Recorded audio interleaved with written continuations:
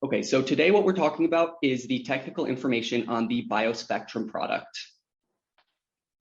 To start, we're going to go ahead and look at the specifications on the formulation, and then talk about the origins of the strains that are in the formulation.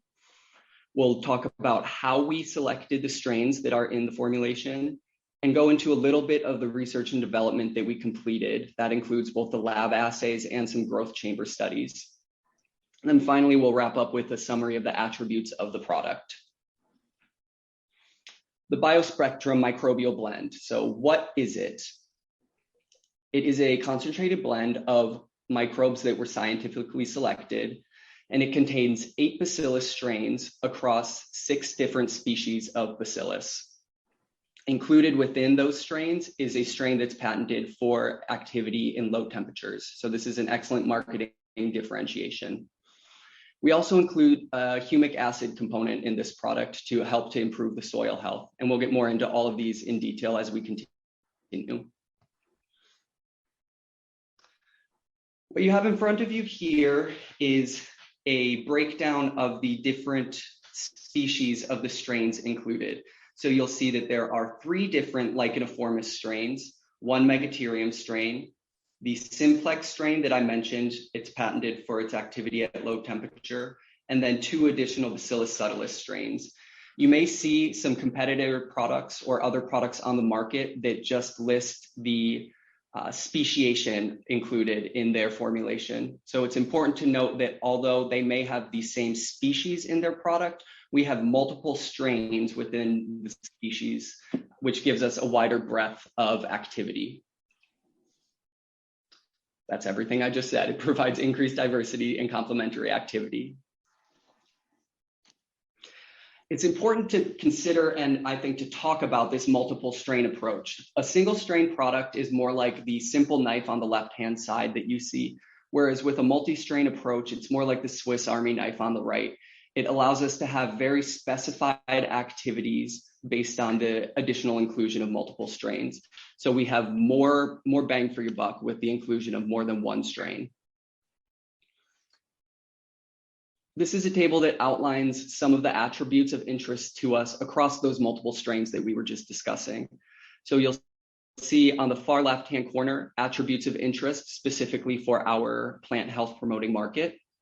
And then you'll see different species listed across the top. That's the licheniformis, the simplex, the megatherium, and the subtilis that we discussed earlier.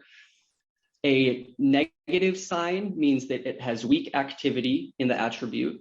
A single plus sign indicates it's got strong activity on the attribute, and 2 plus symbols indicate high, very strong activity. What you can see here is that by including multiple species, we're able to obtain high activity in multiple attributes across all of what we're trying to accomplish. Again, this is the benefit of the multi-strain approach here. Another component of this product is some humic acid that we put into the product for multiple reasons. Humic acid is known to increase nutrient uptake, which makes the nutrients more available to the plant. It's also known to chelate toxins that could be in the soil. This helps to improve the soil quality for the plant, but it's also important to help evade bioaccumulation in the plants as they're growing. We also are able to see increased drought tolerance with the use of humic acid. This is because it helps with water retention.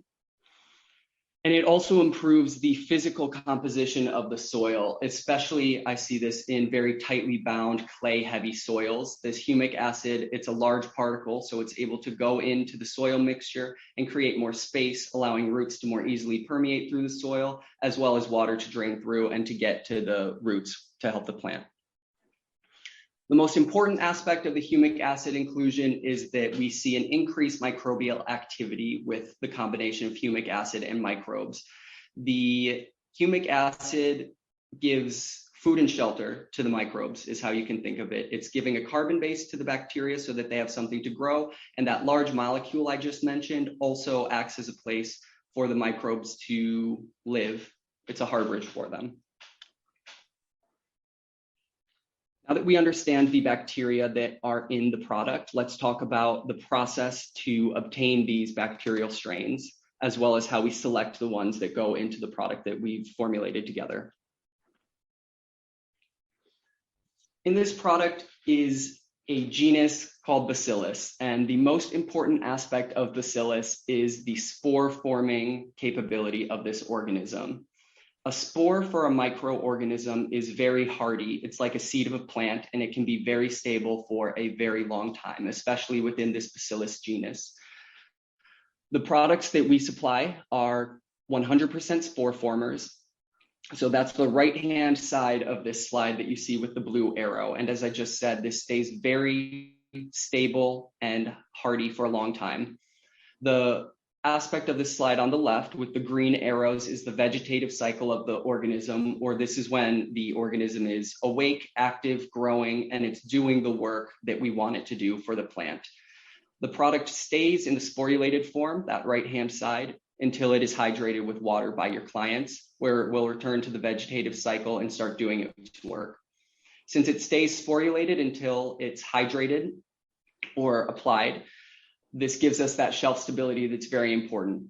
A lot of farmers don't have ideal storage conditions for products, but with a Bacillus-based product like this, we don't have to worry about excessive heat, for example, or even cold if they're leaving the product in a non-temperature controlled barn, for example.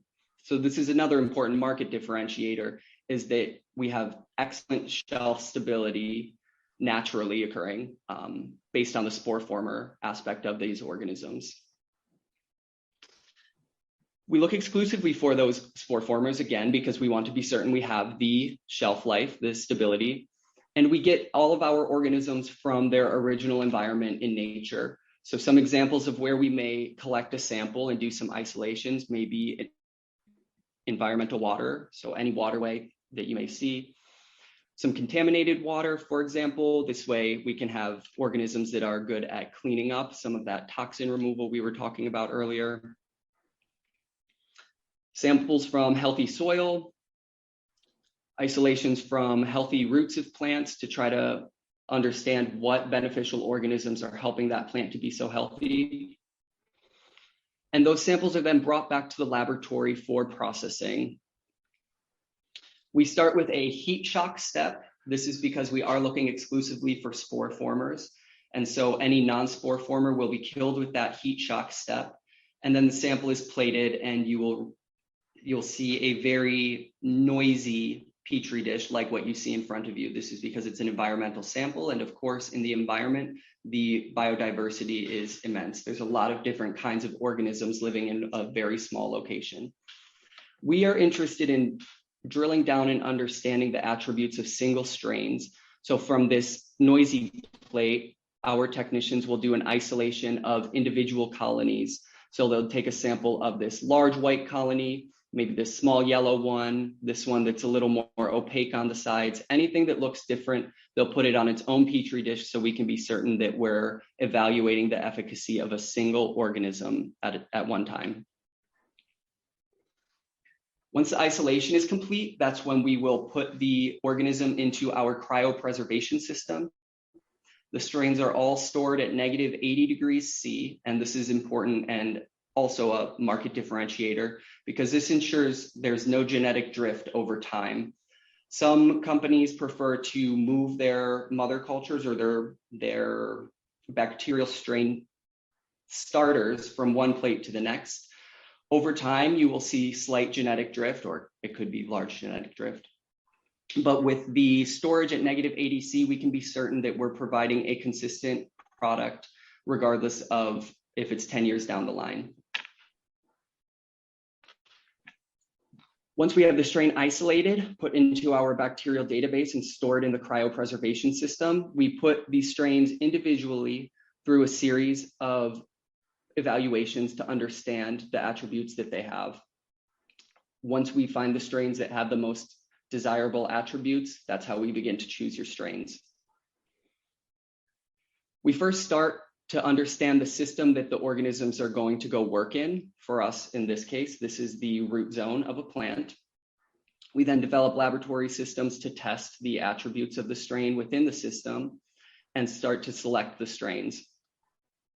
After the strains have been selected on a laboratory scale, we move to plant assays. And once we have a confident data set on the attributes of individual strains, that's when we move to start testing the combination so that we can provide the most useful Swiss Army knife of a product. Below, you see several of the attributes that we work to build into the formulation. I'll start on the top left with nutrient release. This is where the organisms are able to work at liberating certain nutrients that are very tightly bound within the soil. Oftentimes, there are already nutrients in the soil that the plant are not able to access. Our bacteria are able to liberate those, making them available to be taken up by the plant for growth. Of course, we need to make sure that the organisms are able to function well where we need them to do their work, and that's rhizosphere colonization, or the ability to do well in a root area of a plant. We also evaluate the organism's ability to cycle nutrients. This is the acceleration of organic matter breakdown. So think of this as making compost faster. We look for the strain's ability to elicit induced systemic resistance. This is where we see a benefit in the entirety of the plant, even though there's organisms only in the root zone. And then finally, we evaluate the metabolite production of the strains.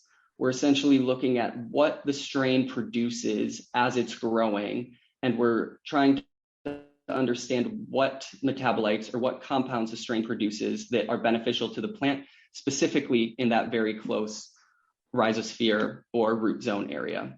I'm going to go into these in a little bit more detail as we continue. This is an illustration or photos, but it rather illustrates the rhizosphere colonization I was just mentioning. You can see the seed of a plant, the roots of the plant, this is your taproot here, and you can actually see the biofilm, which is Bacillus subtilis in this case, growing right alongside of the root. You can see here, as the root continues to grow down, the biofilm grows with the root.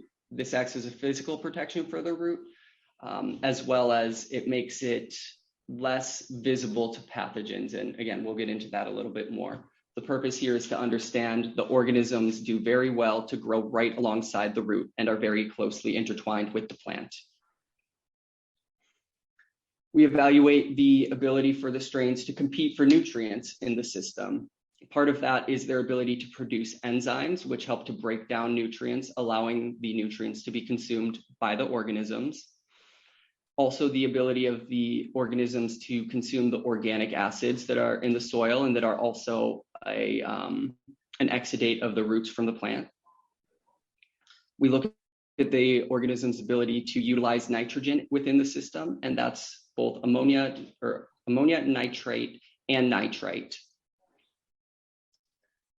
A little bit more about this. What's important here is that although we don't have a true biocontrol, pathogen control component of this product, the ability of our organisms to outcompete pathogens in the soil elicits a beneficial response in the plant. Think of this as taking away the food and the nutrients from the pathogen so that the pathogen has no source to grow. And at the same time, the beneficial bacteria that we've introduced into the system are using those nutrients for their own growth. This, like I said, helps to reduce and control some pathogen. I spoke a little bit about enzyme production, and this is how one of the ways that we evaluate the ability of each strain to produce certain enzymes. In this case, these photos were an evaluation for protease production. This is the enzyme that's able to break down protein. You see in front of you a petri dish with skim milk agar. This agar is opaque and has a high protein content. We put the organism of interest in 4 dots on the plate, and we're able to evaluate the zone of clearing around where we dotted the organism. You see a zone of clearing here that's acceptable, it's okay, but we continue to go farther. We continue to test new strains throughout our proprietary culture collection. This strain performed much better than the other one, so this one would be included in your product compared to the first. However, We continue to improve our technology.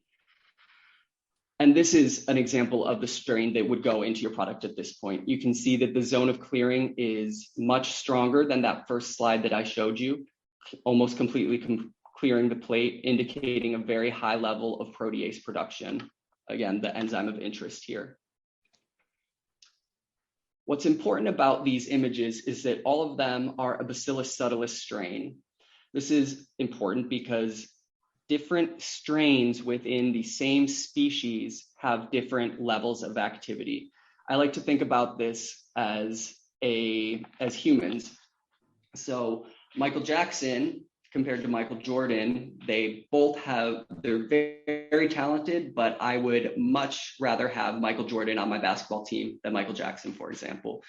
This is what we're illustrating here, is that even within the same genus, different strains have different strengths, and we make sure that we've isolated the strongest performer for a certain attribute, even within the same species. We also evaluate organic acid consumption. Organic acids are thrown off by the plant as it's growing through the roots. It's a root exudate, and that is something that can attract pathogens that we were discussing earlier. So we want to have organisms that are able to use the organic acids for their own growth, but also to help make the plant less visible to pathogens. The liquid that you see in front of you, it begins at a low pH due to the presence of the organic acids. As the organisms that we introduce into the test tube consume the organic acids, the pH is raised, and that's when we see the color change, indicating that the organisms are able to consume the acid in the solution. We also evaluate the organism's ability to work within the nitrogen cycle. What you have here is another colorimetric assay, which means it's just a qualitative assay that allows us to screen a large number of strains quickly. You see on the far left a negative control, which is the darker liquid indicating high levels of nitrate and nitrite. On the far right is a positive control indicating that there are very low levels of nitrate and nitrite in the solution. And in the middle, you see liquids that were treated with our strains. The lightening of the color indicates that the strains in this solution were able to reduce the levels of nitrates and nitrites. In terms of nutrient cycling and release, we just talked a little bit about the manipulation of nitrogenous compounds within the nitrogen cycle and the ability to digest and utilize for growth some of those plant root exudates. As I talked about earlier with the compost concept, the organisms are able to accelerate the degradation of the organic matter that's in the soil, which returns the nutrients to the soil in a form available to the plant in a faster manner. The second step to that, after the organic matter is broken down, is to release those tightly bound minerals so that they're freely uptaken by the plant. One of those important components is phosphate or phosphorus. This is another colorimetric assay that allows us to screen many strains in our collection quickly. The blue color indicates a high level of phosphate in the solution, and the clear color indicates a low level. So what we do is introduce the strain of interest to the violet, the blue color liquid, and we wait to see which are able to turn the solution as clear as possible. That indicates to us a strong ability to solubilize phosphate. This is a qualitative assay, but we move further to, again, make sure we really understand the attribute of the strain. And we go on to a quantitative study. This gives us real numbers so that we can say beyond just, yes, this solubilizes phosphate, or no, it doesn't. We can evaluate the true ability of each strain.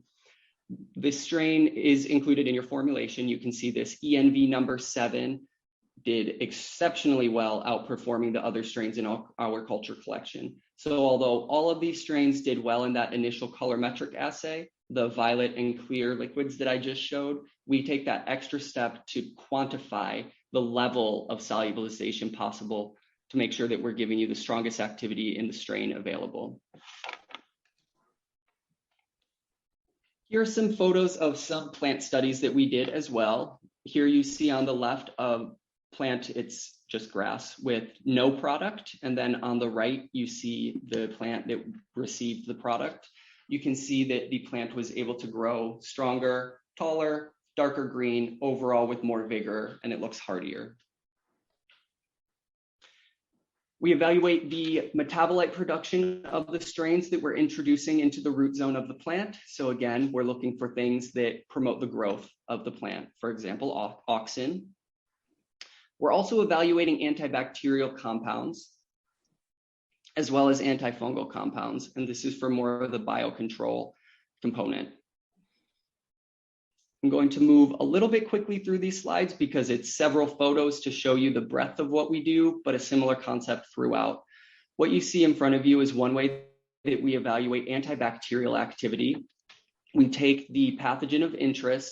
In this example, we'll look at E. coli, and we streak it across the plate. We then take our bacillus strain, our beneficial bacterium of interest, and we will cross streak down the middle. We then evaluate this clearing zone to see the level of antimicrobial compounds that our beneficial organism was able to produce, killing off and keeping the pathogen at bay. You can see here with the Staphylococcus aureus example, a bit stronger activity where you can really see the clearing zone of that pathogen.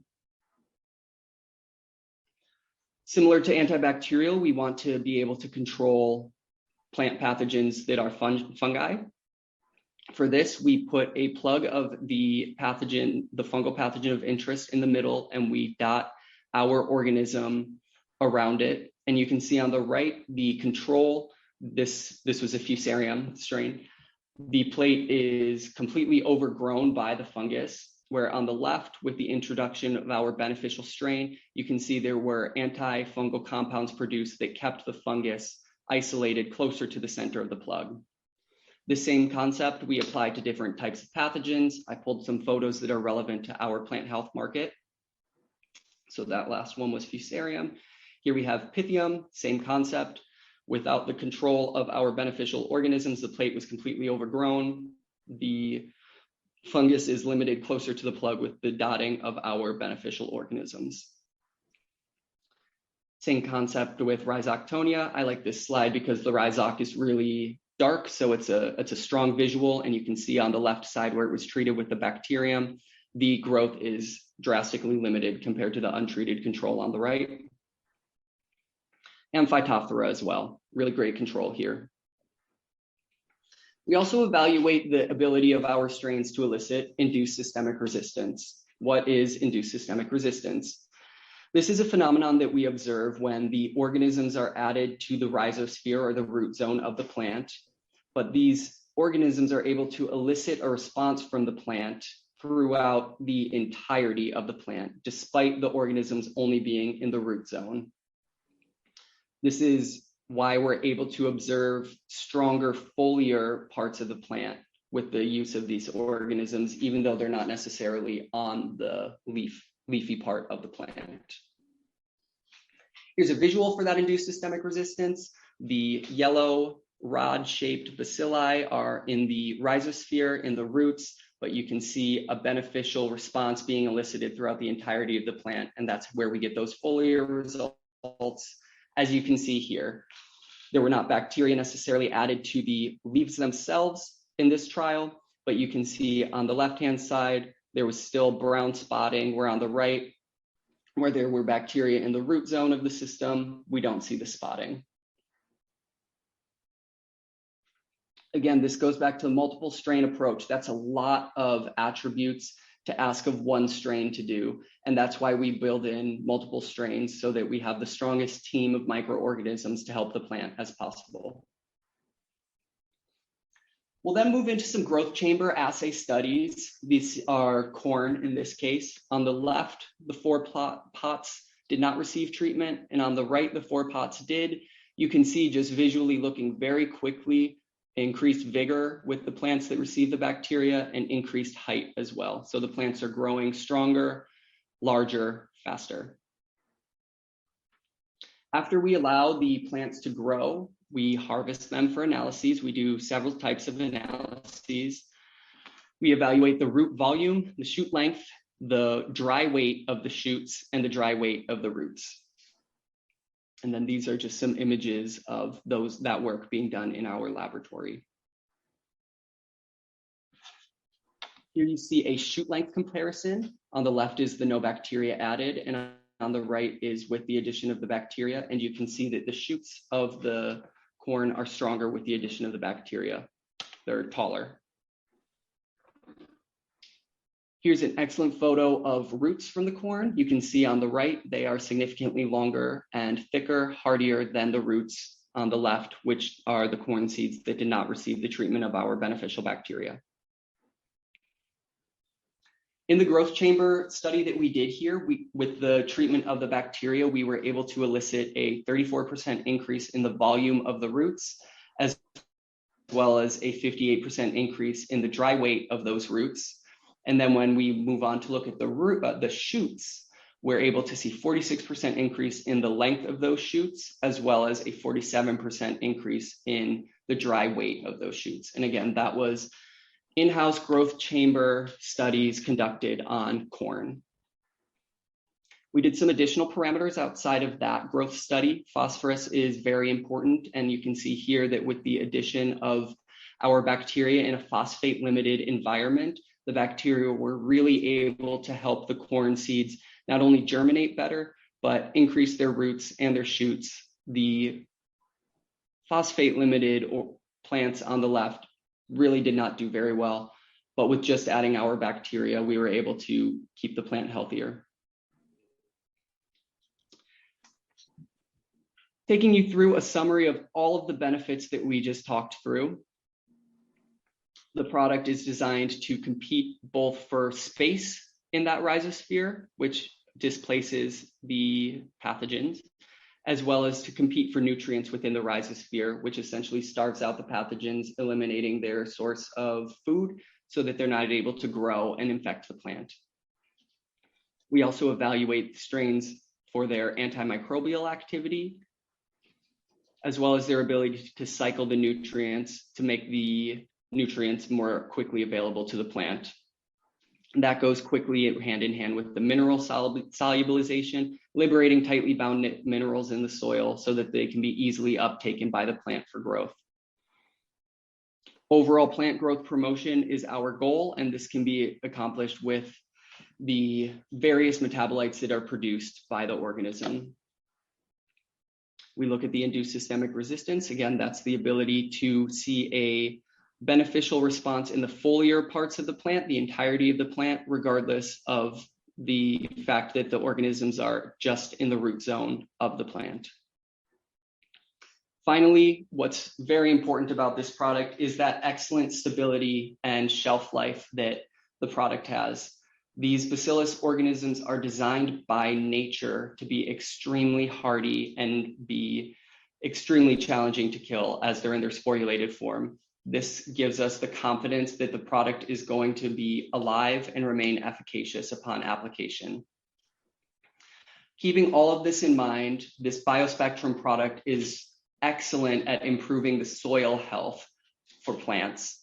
If you don't have a healthy soil with a healthy microbiome, as well as a good composition and physical makeup of the soil, it's going to be very challenging for the plants to grow. So by improving the soil health, remediating the soil quality, we're able to set the plant up for success to grow as quickly as possible and increase the yield.